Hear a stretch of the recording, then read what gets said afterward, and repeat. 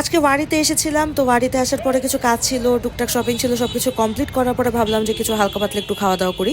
তো সেটার জন্য চলে আসলাম আড়ং-এর এই বিল্ডিংটাতে। এটা খুবই ফেমাস একটা বিল্ডিং। ভাবছি এখন কেএফসিতে যাবো, কেএফসিতে যে একটা বাকেট ট্রাই করবো। আর দেখি এখন যে কি অবস্থা হবে। আজকে তো আবার অফার আছে কেএফসির, তো জায়গা পাবো কিনা আল্লাহ জানে, তো যেয়ে দেখি।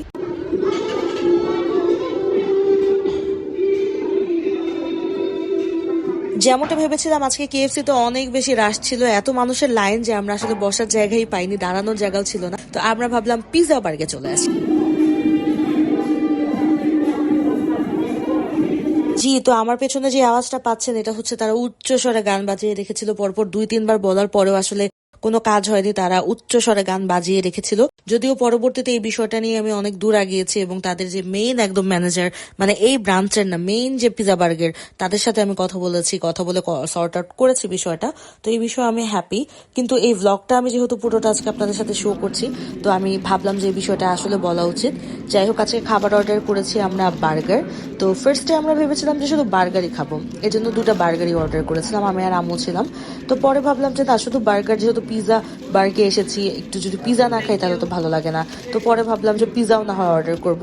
তো আগেই বলে দিচ্ছি, তাদের এই বার্গারটা আমার ভালোই লাগে। এটা সাইজটা খুবই ছোট, আর এই বার্গারটা আসলে খেতে আমার কাছে ভালোই লাগে। অতটা আহামরি সসিও না, আবার ড্রাইও না, তবে ভালোই। আর আমি যদি পিৎজার কথা বলি, এটা 4 সিজন পিৎজা নিয়েছিলাম, যেহেতু 4 টাইপের ফ্লেভার এখানে আমি পাচ্ছি। তো আমার কাছে মনে হয়েছে যে আমি এর আগেও পিৎজা বার্গে খেয়েছি।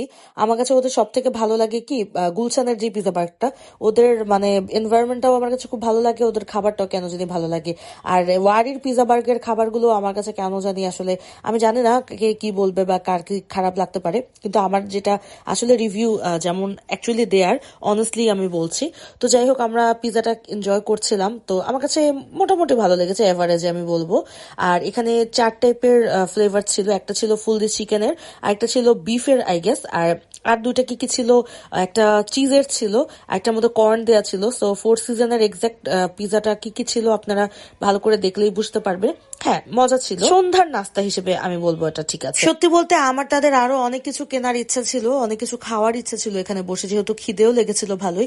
কিন্তু আসলে আমি আর আম্মু এটা নিয়ে ডিসকাস করছিলাম, অত্যাধিক সাউন্ডের কারণে আসলে মাথায় এত ব্যথা হয়ে গেছিল, আর ভ্লগও আমি ঠিক মতো করতে পারছিলাম না। আমি তাদেরকে বলেছিলাম যে সাউন্ডটা একটু কমিয়ে দেন, আমি ভ্লগ করি তো।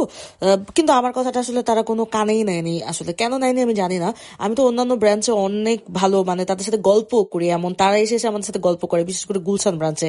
তো যাই হোক, এই বিষয়টা নিয়ে পরবর্তীতে আমি পিৎজা বার্গের হটলাইনে কথা বলেছি, তারাই আমাকে কল দিয়েছিল এবং তারা আমাকে, আমি তাদেরকে কমপ্লেন করেছিলাম, তো তারা আমাকে গেট ব্যাক করেছিল, তারা পুরো কমপ্লেনটা শুনেছিল এবং তারা অ্যাপোলোজাইজ করেছিল। এটা নিয়ে আমি অনেক খুশি ছিলাম, তাদের সার্ভিসটা ওইখানে আমার কাছে খুব ভালো লেগেছে, তারা আমার কমপ্লেনটা সুন্দর করে নিয়েছে। পিৎজা বার্গ নিয়েও আমার কোনো হার্ড ফিলিংস নাই, কারণ পিৎজা বার্গের আমি রেগুলার কাস্টমার, আমি ওদের গুলশান ব্রাঞ্চের রেগুলার কাস্টমার। এখন ওয়ারিউ ব্রাঞ্চে যাওয়ার পরে আমাকে এরকম কেন ফেস করতে হলো সেটা আসলে জানি না। যাই হোক, তো আজকের ব্লগটা আমি এই পর্যন্ত রাখছি, আশা করছি আপনাদের ভালো লেগেছে। আর যদি ভালো লেগে থাকে তাহলে যেটা করবেন আপনারা ভালো করেই জানেন, আমার ইউটিউব চ্যানেলটাকে সাবস্ক্রাইব করে দিবেন, আর আমাদের ফেসবুক পেজটা ফলো করে দিবেন। আর এই তো, আমার দিন এভাবে করে কাটছে, আপনাদের দিন কেমন কাটছে এটা অবশ্যই কমেন্ট করে জানাতে ভুলবেন না। আর পিৎজা বার্গের প্রতি কিন্তু আসলেই কোনো মন খারাপ নেই, অনেক সময় কোনো না কোনো মানুষদের ভুল হয়ে যেতে পারে, হয়তোবা তাদের সবার মুড খারাপ ছিল বা এমন কিছু হতে পারে। তো এটা কোনো ব্যাপার না, নেক্সট টাইম ইনশাল্লাহ হয়তোবা এরকম আর হবে না।